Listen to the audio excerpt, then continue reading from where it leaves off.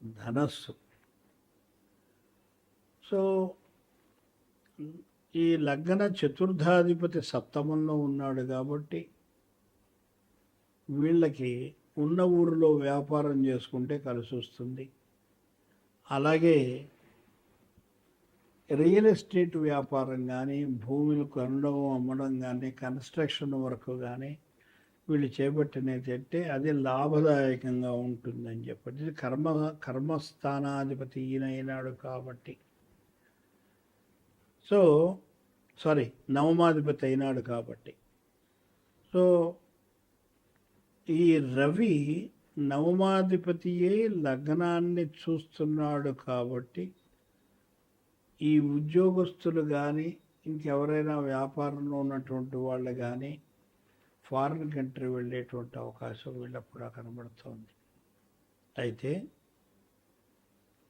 లగ్నాత్ సప్తమంలో ఉన్నటువంటి గురువుకి, చతుర్థంలో ఉండేటువంటి శనికి దానము, జపము, హోమము చేయిస్తే ఈ డిలే కానీ, డిసప్పాయింట్మెంట్ కానీ అనేటువంటిది చాలా మట్టుకు తగ్గించుకోవచ్చు అని నా యొక్క అభిప్రాయం. అలాగే ఎవరైనా పెళ్ళి చేసుకునేటువంటి ప్రపోజల్స్లో ఉన్నటువంటి వాళ్ళకైతే ఈ సంవత్సరం పెళ్ళి తప్పనిసరిగా జరుగుతుందని మనం చెప్పవచ్చు. తదుపరి ఇప్పుడు జగల్లగ్నం. ఈ జగల్లగ్నం పూర్వకాలంలో మనకు రాజులు వేటకి వెళ్ళేవాడు. వాడు తిరిగి వస్తాడో రాదో తెలియదు, ఎందుకంటే మనం మృగాలు తినేయచ్చు, ఏదైనా కావచ్చు. అప్పటి పరిస్థితులను బట్టి వాళ్ళు రకరకాలుగా అంచనాలు. ఇందాక మనం చెప్పుకుంది వర్షలగ్నం, చైత్ర శుక్ల పాడ్యమి ఏ సమయానికైతే లగ్నం ఏర్పడుతుందో ఆ లగ్నాన్ని బట్టి ఇందాక చెప్పుకున్నాం.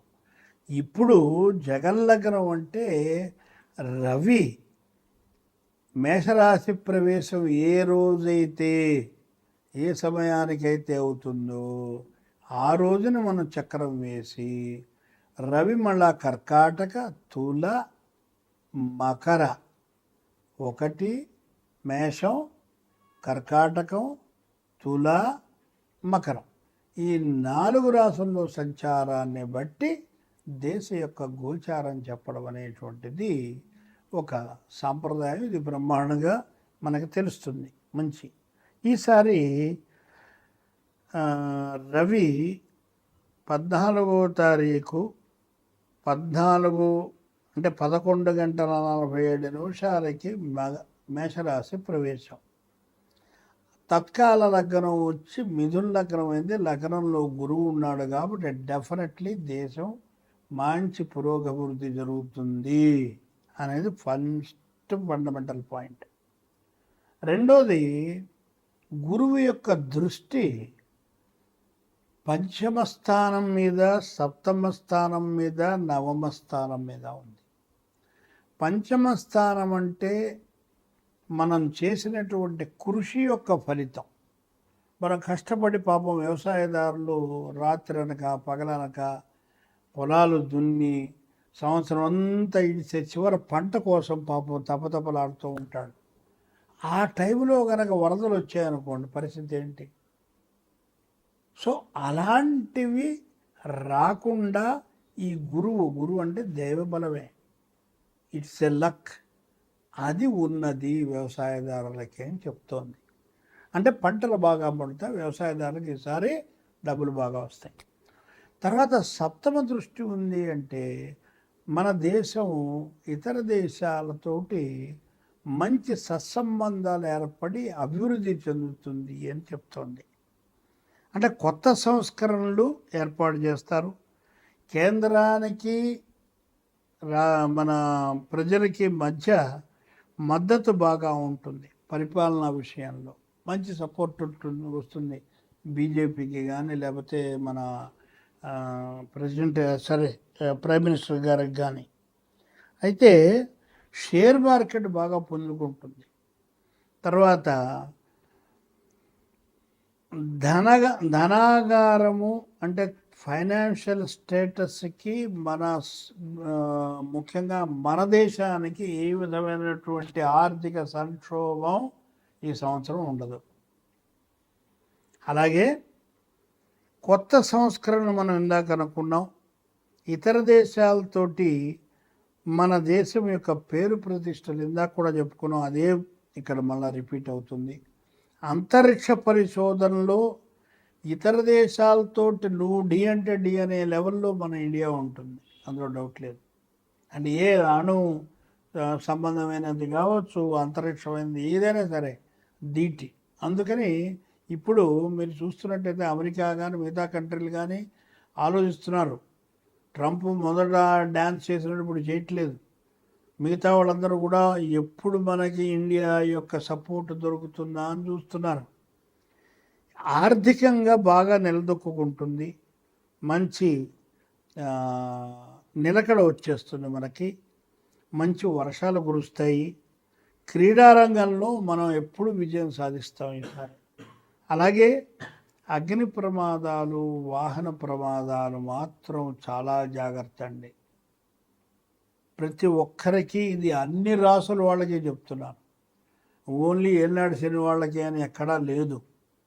ప్రతివాడికి కూడా ఈ గురువు యొక్క సంచారము ఎక్కడో అక్కడ మన జాగ్రత్తగా ఉంటాం, అతడు బర్ర వచ్చి కొట్టిపోతాడు. ఆగి ఉన్నటువంటి వాహనాలను కూడా కొట్టినటువంటి మనకి ఉదంతాలు చాలా మనకి తెలుసు అది వరకు.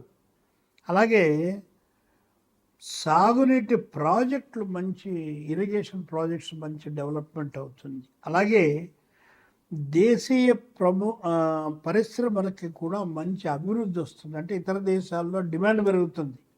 మన దగ్గర ఉన్నటువంటి పరిశ్రమలు ఏవైతే ఉన్నాయో అది వరకు ఉండేవి భారతదేశంలో, ఇప్పుడంతా పాశ్చాత్య పిచ్చి బట్టి వెనకెళ్ళిపోయినాయి. ఇవన్నీ మళ్ళీ రివైవ్ అవుతాయి. రివైవ్ అయ్యి వాళ్ళు నిలదొక్కుంటారు. దానివల్ల దేశానికి కూడా ఆర్థికంగా మంచి డబ్బు వస్తుంది.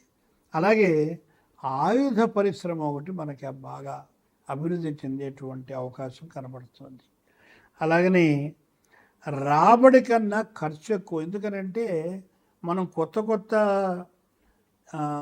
ప్రయోగాలు చేసేటప్పుడు వాటి మీద ఇన్వెస్ట్మెంట్ చేయాలి, తప్పదు. సో ఆ విధంగా తప్ప చెడుగా కాదు. అయితే ఇంటర్నేషనల్ లెవెల్లో హోటల్స్ని నిర్మించడం అనేటువంటి లెవెల్కి మనం ఎదుగుతాం. ఇంటర్నేషనల్ హోటల్స్ ఉంటాయి, దానివల్ల మన దేశానికి డబ్బులు వస్తాయి. అలాగే టూరిజం డిపార్ట్మెంట్లో మంచి పేరు ప్రఖ్యాతులు వస్తాయి, మంచి ఫుల్ ఫారినర్స్ ఎగబడతారు ఈసారి మీకు.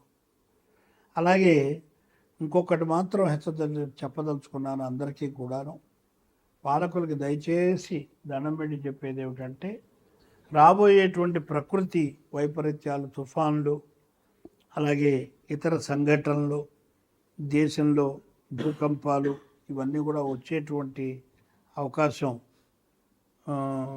ఉన్నది. కాబట్టి కొంచెం ముందస్తుగానే కాస్త సీనియర్ మోస్ట్